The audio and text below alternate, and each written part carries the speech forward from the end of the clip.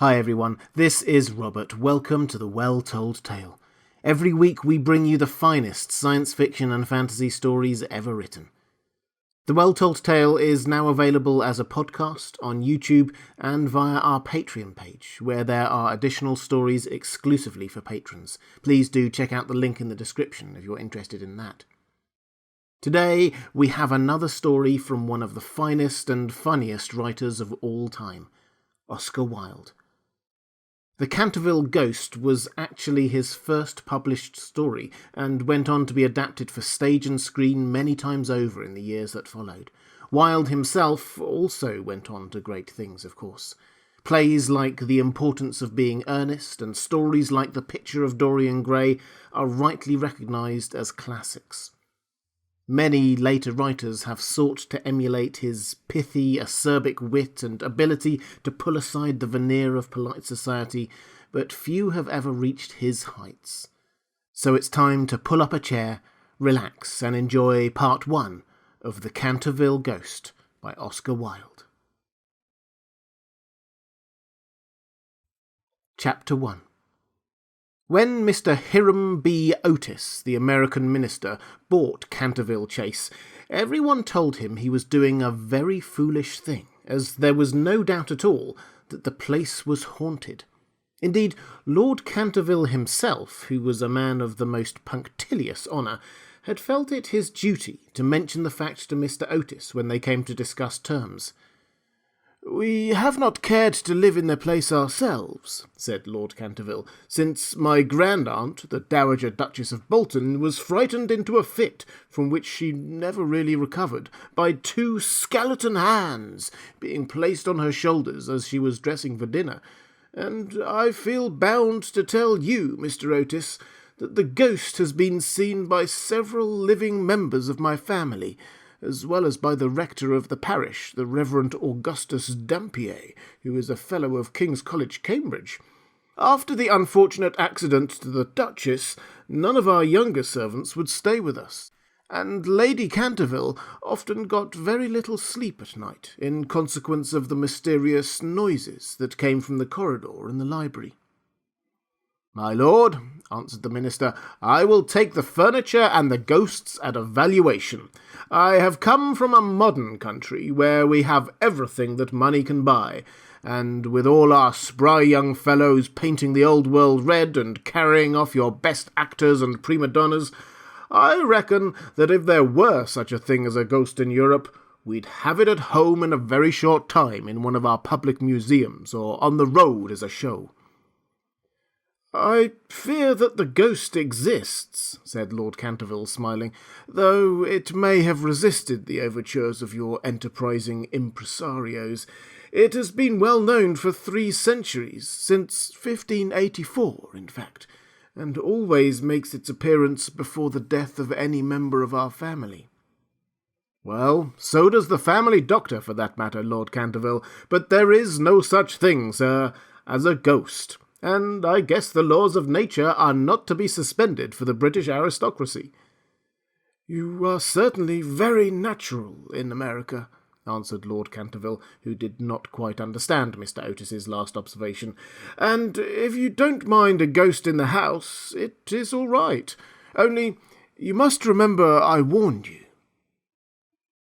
A few weeks after this, the purchase was concluded, and at the close of the season the minister and his family went down to Canterville Chase. Mrs. Otis, who, as Miss Lucretia R. Tappan of West 53 D Street, had been a celebrated New York belle, was now a very handsome middle-aged woman with fine eyes and a superb profile.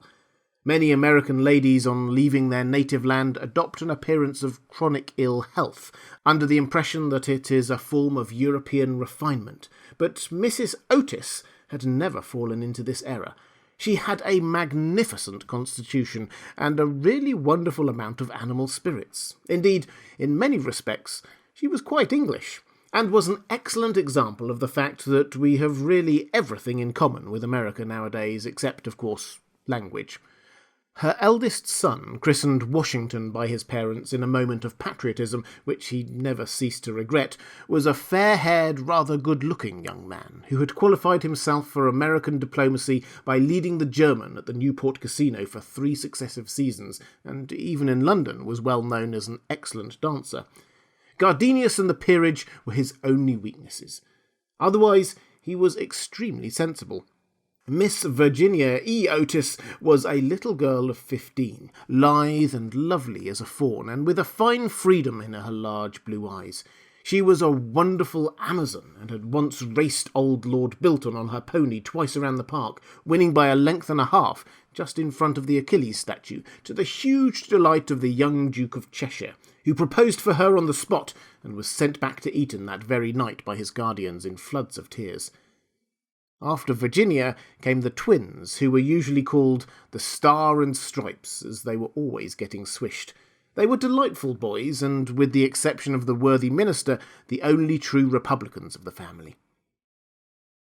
As Canterville Chase is 7 miles from Ascot, the nearest railway station, Mr. Otis had telegraphed for a wagonette to meet them, and they started on their drive in high spirits. It was a lovely July evening, and the air was delicate with the scent of the pinewoods. Now and then they heard a wood-pigeon brooding over its own sweet voice, or saw, deep in the rustling fern, the burnished breast of the pheasant. Little squirrels peered at them from the beech trees as they went by, and the rabbits scudded away through the brushwood and over the mossy knolls with their white tails in the air. As they entered the avenue of Canterville Chase, however, the sky became suddenly overcast with clouds. A curious stillness seemed to hold the atmosphere. A great flight of rooks passed silently over their heads, and before they reached the house, some big drops of rain had fallen. Standing on the steps to receive them was an old woman, neatly dressed in black silk, with a white cap and apron. This was Mrs. Umney, the housekeeper, whom Mrs. Otis, at Lady Canterville's earnest request, had consented to keep in her former position. She made them each a low curtsy as they alighted, and said in a quaint, old-fashioned manner, "I bid you welcome to Canterville Chase." Following her, they passed through the fine Tudor hall into the library, a long, low room panelled in black oak, at the end of which was a large stained-glass window. Here they found tea laid out for them, and after taking off their wraps, they sat down and began to look around, while Mrs. Umney waited on them. Suddenly, Mrs. Otis caught sight of a dull red stain on the floor just by the fireplace, and, quite unconscious of what it really signified, said to Mrs. Umney, "I'm afraid something has been spilt there." "Yes, madam," replied the housekeeper in a low voice. "Blood has been spilt on that spot." "How horrid!" cried Mrs. Otis. "I don't at all care for bloodstains in a sitting-room. It must be removed at once." The old woman smiled, and answered in the same low, mysterious voice, "It is the blood of Lady Eleanor de Canterville, who was murdered on that very spot by her own husband, Sir Simon de Canterville, in 1575.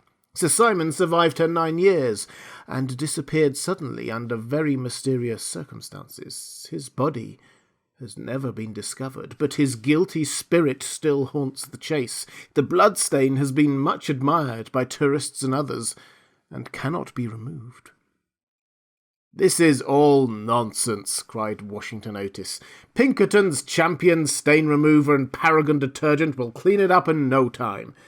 And before the terrified housekeeper could interfere, he had fallen upon his knee, and was rapidly scouring the floor with a small stick of what looked like a black cosmetic. In a few moments no trace of the bloodstain could be seen. "I knew Pinkerton would do it," he exclaimed triumphantly, as he looked round at his admiring family. But no sooner had he said those words than a terrible flash of lightning lit up the sombre room. A fearful peal of thunder made them all start to their feet, and Mrs. Umney fainted. "What a monstrous climate," said the American minister calmly as he lit a long cheroot. "I guess the old country is so overpopulated that they have not enough decent weather for everyone. I have always been of the opinion that emigration is the only thing for England." "My dear Hiram," cried Mrs. Otis, "what can we do with a woman who faints?" "Charge it to her like breakages," answered the minister. "She won't faint after that." And in a few moments Mrs. Umney certainly came to. There was no doubt, however, that she was extremely upset, and she sternly warned Mr. Otis to beware of some trouble coming to the house. "I have seen things with my own eyes, sir," she said, "that would make any Christian's hair stand on end, and many a night I have not closed my eyes in sleep for the awful things that are done here." Mr. Otis, however, and his wife warmly assured the honest soul that they were not afraid of ghosts, and after invoking the blessings of Providence on her new master and mistress, and making arrangements for an increase of salary, the old housekeeper tottered off to her own room. Chapter 2. The storm raged fiercely all that night, but nothing of particular note occurred. The next morning, however, when they had come down to breakfast, they found the terrible stain of blood once again on the floor. "I don't think it can be the fault of the Paragon detergent," said Washington, "for I have tried it with everything. It must be the ghost." He accordingly rubbed out the stain a second time, but the second morning it appeared again. The third morning also it was there, though the library had been locked up at night by Mr. Otis himself and the key carried upstairs. The whole family were now quite interested. Mr. Otis began to suspect that he had been too dogmatic in his denial of the existence of ghosts. Mrs. Otis expressed her intention of joining the Psychical Society, and Washington prepared a long letter to Messrs. Myers and Podmore on the subject of the permanence of sanguineous stains when connected with crime. That night all doubts about the objective existence of phantasmata were removed for ever. The day had been warm and sunny, and in the cool of the evening the whole family went out to drive. They did not return home until 9 o'clock, when they had a light supper. The conversation in no way turned upon ghosts, so there were not even those primary conditions of receptive expectations which so often precede the presentation of psychical phenomena. The subjects discussed, as I have since learned from Mr. Otis, were merely such as the form of ordinary conversation of cultured Americans of the better class, such as the immense superiority of Miss Fanny Devonport over Sarah Bernhardt as an actress, the difficulty of obtaining green corn, buckwheat cakes, and hominy, even in the best English houses, the importance of Boston in the development of the world soul, the advantages of the baggage check system in railway travelling, and the sweetness of the New York accent as compared to the London drawl. No mention at all was made of the supernatural, nor was Sir Simon de Canterville alluded to in any way. At 11 o'clock the family retired, and by past all the lights were out. Some time after, Mr. Otis was awakened by a curious noise in the corridor outside his room. It sounded like the clank of metal, and seemed to be coming nearer every moment. He got up at once, struck a match, and looked at the time. It was exactly 1 o'clock. He was quite calm, and felt his pulse, which was not at all feverish. The strange noise still continued, and with it he heard distinctly the sound of footsteps. He put on his slippers, took a small oblong file out of his dressing gown, and opened the door. Right in front of him he saw in the wan moonlight an old man of terrible aspect. His eyes were as red burning coals. Long grey hair fell over his shoulders in matted coils. His garments, which were of antique cut, were soiled and ragged, and from his wrists and ankles hung heavy manacles. "My dear sir," said Mr. Otis, "I really must insist on your oiling those chains, and have brought you for that purpose a small bottle of the Tammany Rising Sun Lubricator. It is said to be completely efficacious upon one application, and there are several testimonials to that effect on the wrapper from some of our most eminent native divines. I shall leave it here for you by the bedroom candles, and will be happy to supply you with more, should you require it." With these words, the United States Minister laid the bottle down on a marble table, and, closing his door, retired to rest. For a moment, the Canterville Ghost stood quite motionless in natural indignation. Then, dashing the bottle violently upon the polished floor, he fled down the corridor, uttering hollow groans and emitting a ghastly green light. Just, however, as he reached the top of the great oak staircase, A door was flung open, 2 little white-robed figures appeared, and a very large pillow whizzed past his head. There was evidently no time to be lost, so, hastily adopting the 4th dimension of space as a means of escape, he vanished through the wainscoting, and the house became quiet again. On reaching a small secret chamber in the left wing, he leaned up against a moonbeam to recover his breath, and began to try and realise his position.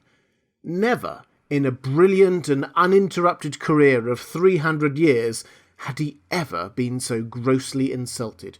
He thought of the Dowager Duchess, whom he had frightened into a fit as she stood before the glass in her lace and diamonds, of the 4 housemaids who had gone into hysterics when he merely grinned at them through the curtains in one of the spare bedrooms, of the rector of the parish whose candle he had blown out as he was coming late one night from the library, and who had been under the care of Sir William Gull ever since, a perfect martyr to nervous disorder, and of old Madame de Tremouliac, who, having wakened up one morning early and seen a skeleton seated in an armchair by the fire reading her diary, had been confined to her bed for 6 weeks with an attack of brain fever, and on her recovery had become reconciled to the Church and broken off her connection with that notorious sceptic, Monsieur de Voltaire.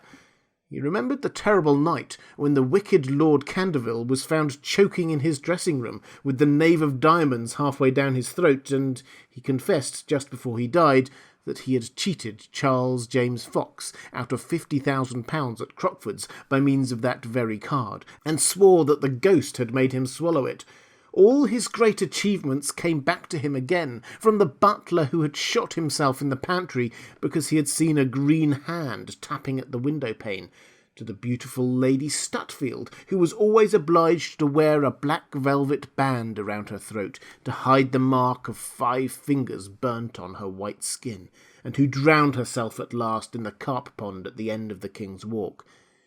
With the enthusiastic egotism of the true artist, he went over his most celebrated performances and smiled bitterly to himself, as he recalled to mind his last appearance as Red Reuben or the Strangled Babe, his debut as Gaunt Gibeon, the bloodsucker of Bexley Moor, and the furore he had excited one lovely June evening by merely playing ninepins with his own bones upon the lawn tennis ground.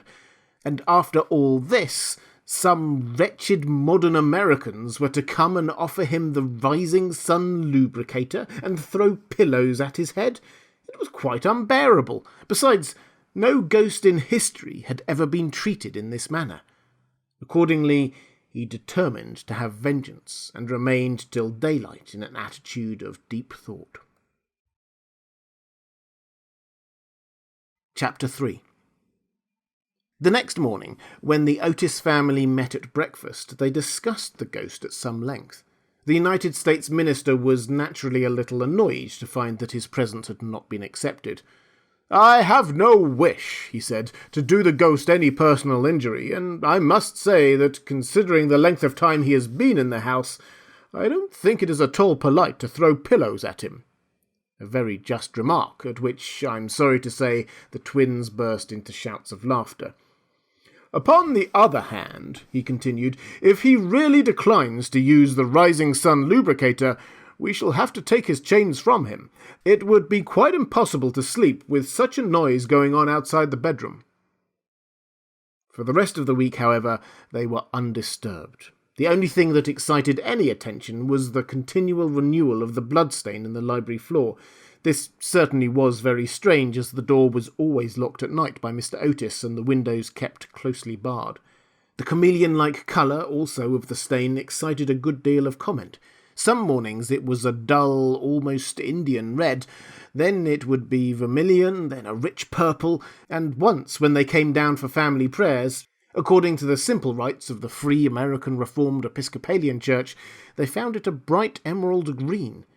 These kaleidoscopic changes naturally amused the party very much, and bets on the subject were freely made every evening.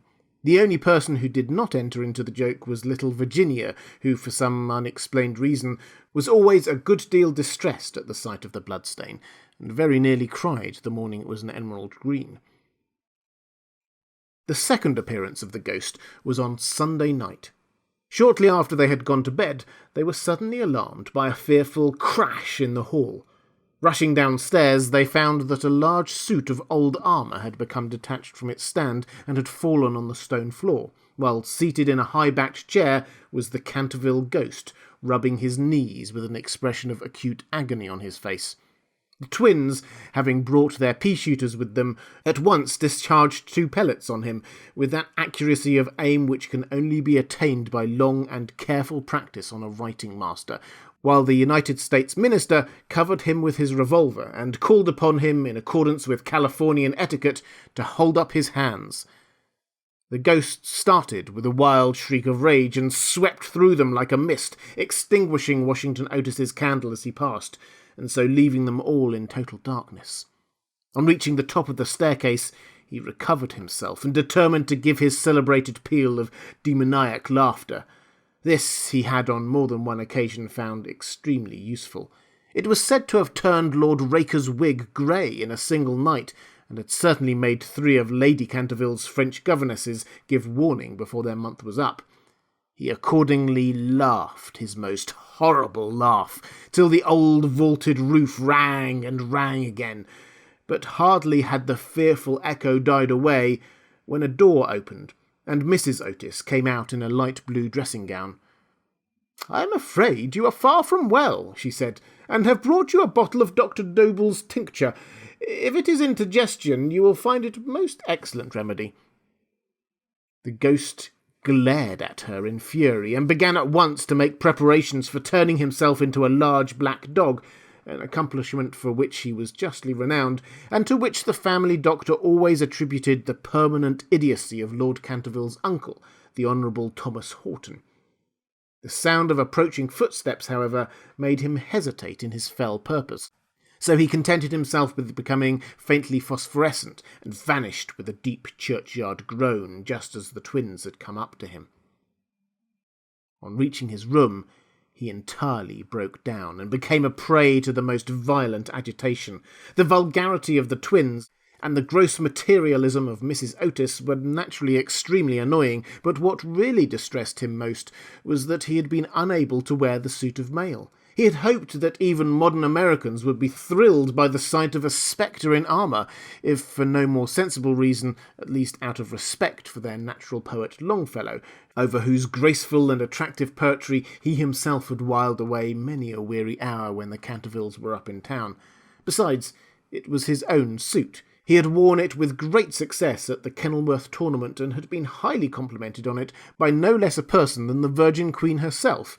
Yet when he had put it on, he had been completely overpowered by the weight of the huge breastplate and the steel casque, and had fallen heavily on the stone pavement, barking both his knees severely and bruising the knuckles of his right hand. For some days after this he was extremely ill, and hardly stirred out of his room at all, except to keep the bloodstain in proper repair. However, by taking great care of himself, he recovered and resolved to make a 3rd attempt to frighten the United States Minister and his family. He selected Friday, August the 17th for his appearance, and spent most of that day in looking over his wardrobe, ultimately deciding in favour of a large slouched hat with a red feather, a winding sheet frilled at the wrists and neck, and a rusty dagger.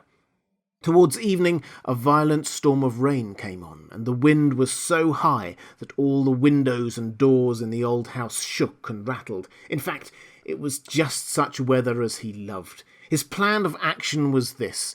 He was to make his way quietly to Washington Otis's room, gibber at him from the foot of the bed, and stab himself 3 times in the throat to the sound of low music. He bore Washington a special grudge, being quite aware that it was he who was in the habit of removing the famous Canterville bloodstain by means of Pinkerton's Paragon detergent. Having reduced the reckless and foolhardy youth to a condition of abject terror, he was then to proceed to the room occupied by the United States Minister and his wife, and there to place a clammy hand on Mrs. Otis's forehead, while he hissed into her trembling husband's ear the awful secrets of the charnel house. With regard to little Virginia, he had not quite made up his mind. She had never insulted him in any way, and was pretty and gentle. A few hollow groans from the wardrobe, he thought, would be more than sufficient, or if that failed to wake her, he might grabble at the counterpane with palsy-twitching fingers.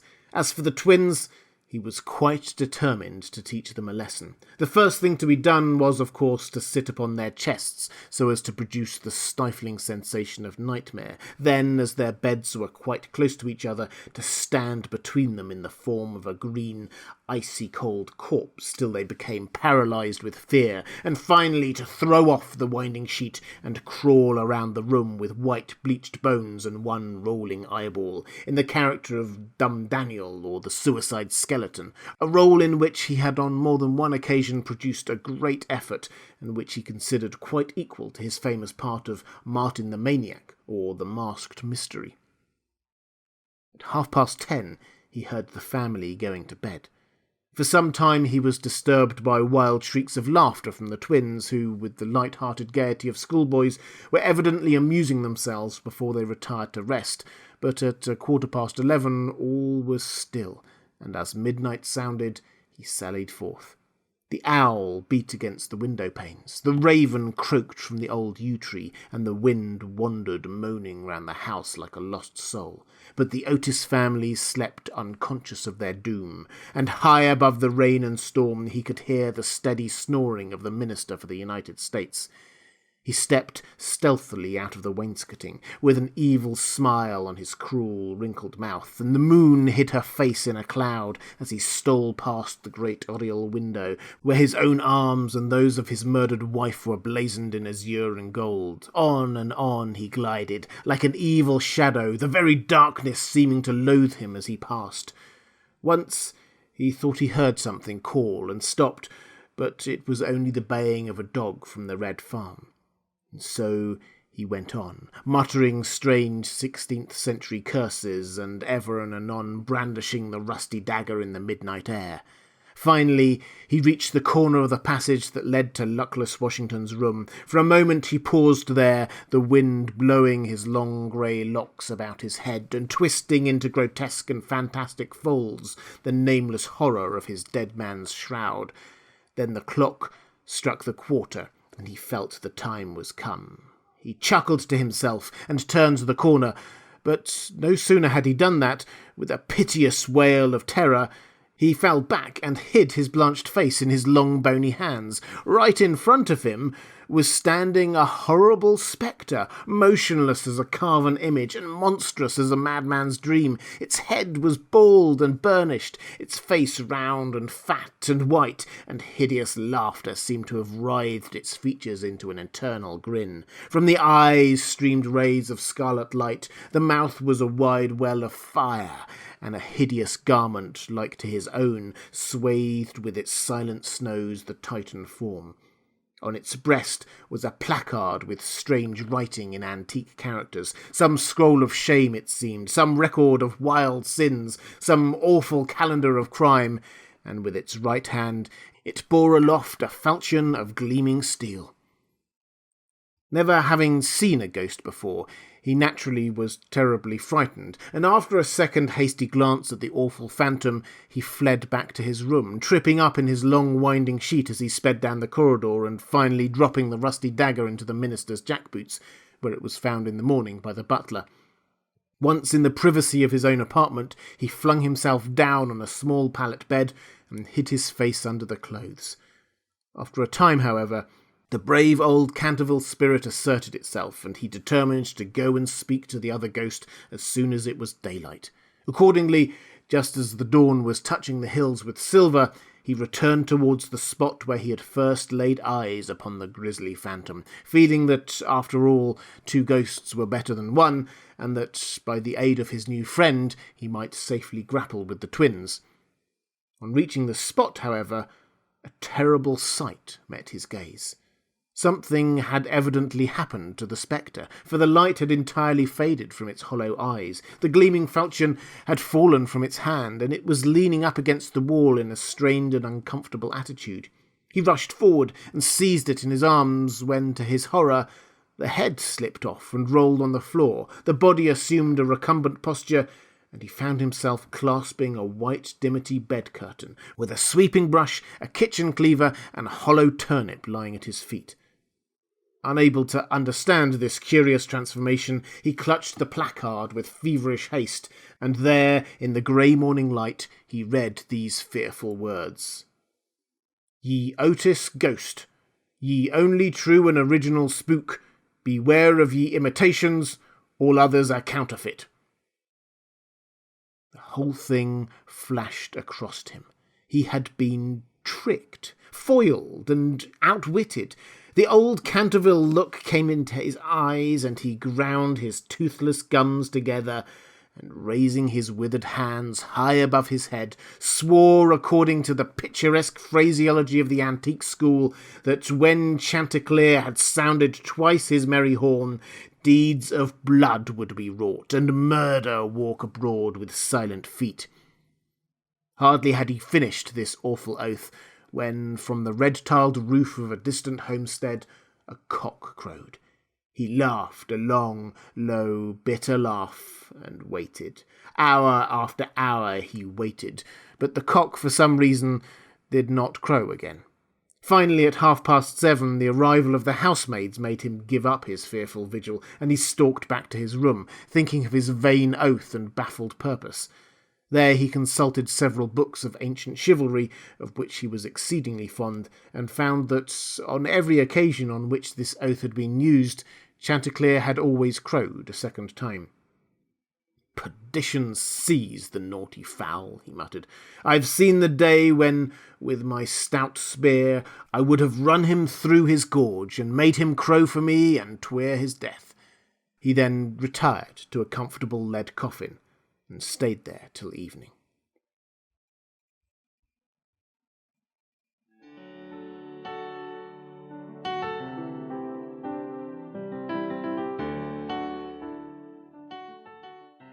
And welcome back.